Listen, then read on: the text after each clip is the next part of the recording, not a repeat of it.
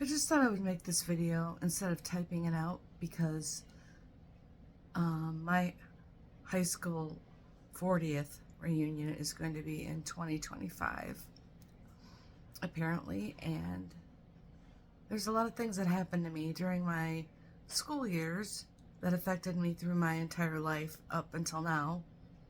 I'm 56. I was incessantly bullied, made to feel like I didn't belong. I was either fat or I had glasses or just, it was a nightmare. I only had a couple of friends. I had like one boyfriend, but kind of on and again, off again. People would make fun of me and he would see that and just didn't like, we're in our late teens, mid-teens, and my life was a living hell. For some reason, I just didn't get it like my other friends. I had only a couple other friends. They got how to dress, do their hair, put their makeup on, things like that. I always felt like I wasn't even meant to be on this planet. I wasn't suicidal. I just didn't know how to do things like other girls my age did things. And the constant bullying and the constant cruelty took its toll on me. But one thing I did have is and I'm not bragging here, I had the ability to think very analytically and to figure things out. So one summer, I colored my hair blonde. I lost a ton of weight. I still am skinny, which ended up giving me bulimia. First anorexia, then bulimia during high school. I got contact lenses, and I was on the soccer team, center forward and right wing. I got into sport, and it wasn't me, but it was what people were doing to be accepted. But that deep hurt always remained. Even to this day, it still remains. I only had one boyfriend who totally accepted me for who I was, and he ended up dying at 24 years old by falling down some stairs. And so my whole life went on to have this theme of never feeling good enough or me leaving people. I had like 3, almost 4 divorces. I mean, I would stay with people for 5 years and then I'm like, they're going to leave me, and I would just leave them first. It made my life not my best life, that's for sure. And here at the end, my sister just passed away last year.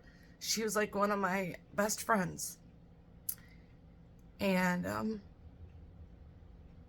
so I have her son here with me, and I was lucky enough to meet a really good guy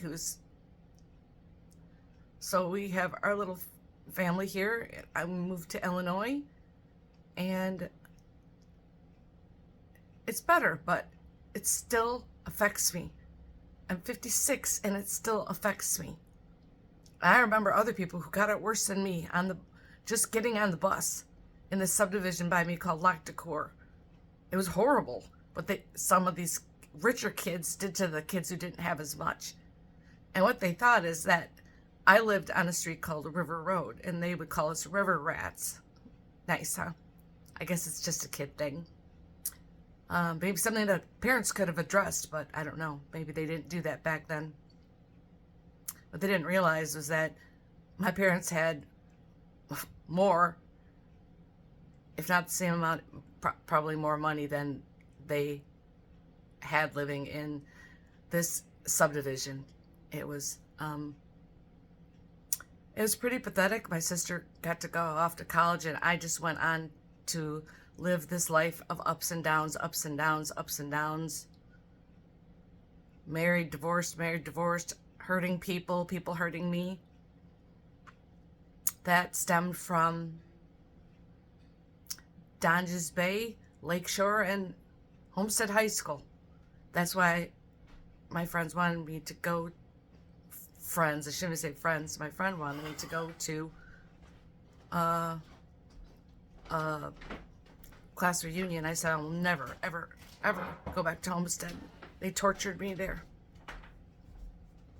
And I think that if I decide to go, it's going to be interesting. But I think that there should also be a memorial put up for the people that didn't make it. Like Paul Wilkie. He died quite a few years back. And maybe sometimes reminisce about, even in an age where there was no social media, how what people said and did to each other caused such pain to other people who could have had much better lives than they did. And I'm not complaining. I had a great life. I went on to make my life great, but that was always in the background. I was in the hospital so many times, more than I can count, for my eating disorders. You know, none of my teeth are real from that. I'm literally going blind now. I have many health conditions from trying to make my body look like it was supposed to look back then. It's just so. I just saw a comment on here where somebody said, "Who is that person?" Said this to my best friend in high school. Who's that person between you and Beetle, meaning me, because I have bangs. I just recently got my bangs back. Because I had COVID and my hair started falling out, so it was kind of like a necessity. But I've been in bands, pretty famous bands from where I come from. I made something of my life, but it never felt like it was complete. And I can still remember the names I was called and the things I was excluded from and the pictures people loved to post because I was always the ugly one, because I didn't know how to dress. I didn't know how to put on makeup or do my hair or socialize, for that matter. So if you have kids, I would encourage you to have a talk with them about how what they say and do can destroy someone's life, and how their life, just because it might look nice now, it can turn around in a heartbeat.